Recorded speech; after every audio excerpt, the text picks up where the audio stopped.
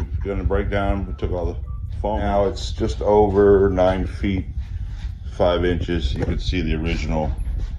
That's why damn shadow. That's why I originally wrote down the Auto World Victory 400 diameter of the original track that shows on the set, on the back of the set.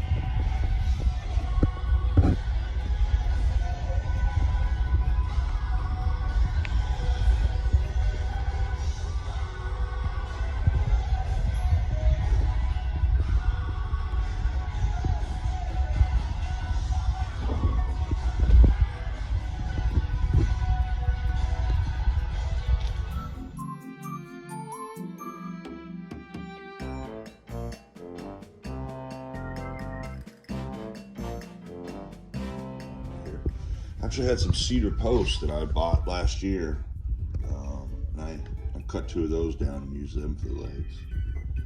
And then I have about 3 more feet I have to add on to here, to about where this end table is here. But yeah, it looks good.